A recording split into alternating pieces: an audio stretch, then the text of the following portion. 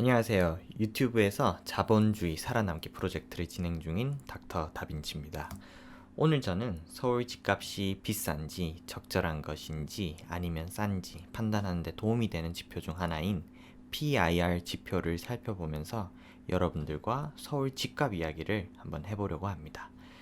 결론부터 말씀드리면 서울 집값은 비싼 것 같으면서도 서울 가구의 높은 평균 소득 수준을 고려한다면 완전 비싼 것만은 아니다 라고 요약하고 싶네요. 오히려 적절한 수준이 아닌가 싶은 생각도 드는데 판단은 여러분께 맡기겠습니다. 자, 그럼 PIR 지표가 무엇인지 살펴보겠습니다. PIR은 Price to Income Ratio의 약자입니다. 즉, 주택 가격이 한 가구의 1년 소득의 몇 배인지 그 비율을 계산해서 부동산 가격이 비싼지 혹은 싼지 판단하는 지표 중 하나입니다. 즉, PIR이 10이라는 것은 한 가구가 소득 전체를 한 푼도 쓰지 않고 모았을 때 집 사는데 10년이 걸린다는 것을 의미합니다. 숫자가 높으면 높을수록 주택 가격이 높게 형성되어 있다는 것을 의미하죠. 이 표는 KB에서 매달 발표하는 KB 주택 가격 동향에 나온 표입니다. 서울, 경기, 인천의 아파트 평균 가격 그리고 가구 소득이 정리되어 있습니다. 2013년도를 살펴보면 서울 아파트의 평균 가격은 3억 6,500만 원입니다. 그리고 서울 가구의 평균 소득은 4,781만 원이었습니다. 그래서 PIR 값을 계산해 보면 서울 기준으로 7.6이 이제 2013년도 기준으로 서울 PIR은 7.6 정도였음을 확인할 수 있습니다. 여기서 이제 주목해야 될 것은 서울 가구의 평균 소득인데요. 경기도 평균 소득 4천만 원, 그리고 인천 평균 소득 3,366만 원에 비해서 확실히 서울 가구 평균 소득이 높다는 것을 이 표에서 확인할 수 있습니다.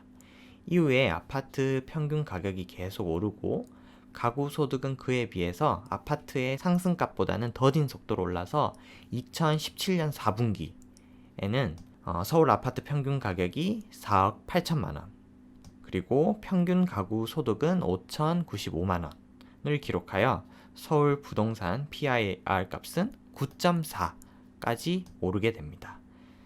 자, 다음 표를 이어서 보시면 가장 최근에 나온 데이터는 2020년 이제 1분기 자료인데요.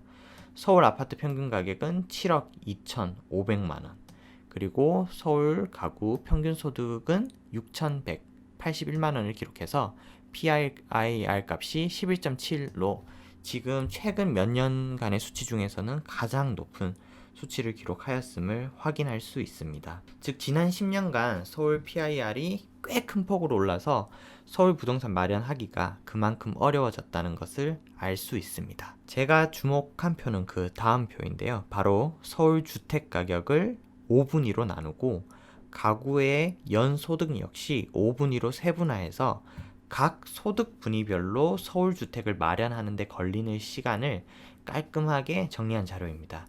여기에서 놀라운 점은 서울 가구의 소득이 꽤 높다는 겁니다.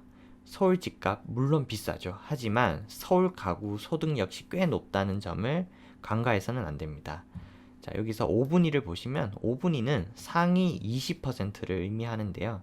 상위 20% 가구의 평균 소득이 무려 1억 3,766만 원입니다.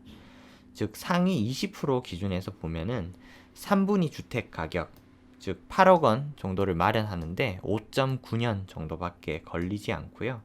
5분위, 즉 상위 20%의 그 아파트 18억 4,990만 원을 마련하는데 13.4년밖에 걸리지 않는다는 사실을 확인할 수 있습니다.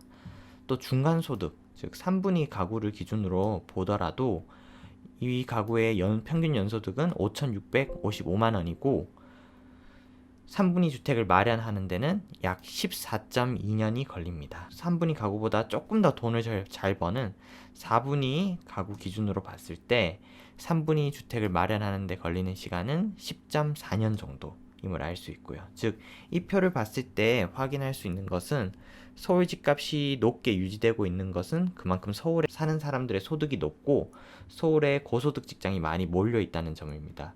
서울에 살고자 하는 대기 수요도 어마어마하고요. 누군가는 이런 반론을 제기할 수 있습니다. 돈 한 푼 쓰지 않고 소득 전체를 어떻게 다 저축해서 집 사는 게 이게 말이 되냐고 말이죠.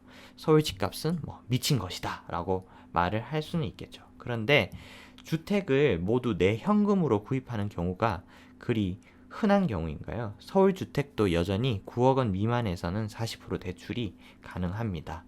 즉 맞벌이 부부가 열심히 모으고 또 대출의 도움을 적당히 받았을 때 4분위나 5분위에 해당하는 고가 주택까지는 아니더라도 1분위에서 3분위까지의 주택까지는 충분히 구매할 수 있는 것이 지금의 현실인 것이죠.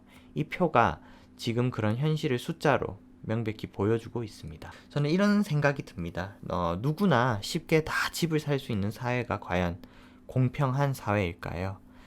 PIR이 1까지 떨어져서 누구나 1년 일해서 모은 돈으로 서울에 집을 살 수 있게 되는 것이 과연 현실적인 이야기일까요? 예전이나 지금이나 집은 원래 사기 어려운 것입니다. 그것은 서울이나 다른 잘 사는 나라의 다른 도시들도 마찬가지고요. 집값이 폭락하기만을 기도하고 다주택자들을 저주하기보다는 우리는 보다 현실적이고 내 삶에 도움이 되는 선택을 해야 합니다. 그것은 바로 나의 소득을 올리려는 노력을 하고 내 형편에 맞게 주택을 구입하는 것입니다. 그리고 나서 더 노력을 해서 2분위 주택에서 3분위 주택으로, 3분위 주택에서 4분위 주택으로 점차 갈아타기를 하며 상급지로 이동을 하면 되는 것이죠.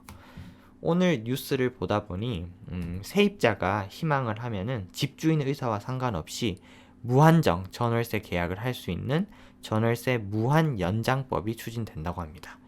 여러분은 이제 집주인 될래? 아니면 세입자 될래? 라는 중요한 기로에 놓이게 되었습니다.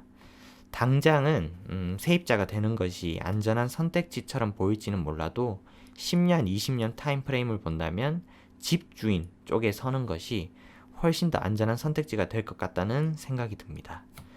대한민국 자본주의 사회에서 살아남기 난이도가 점점 올라가는 듯한 느낌입니다.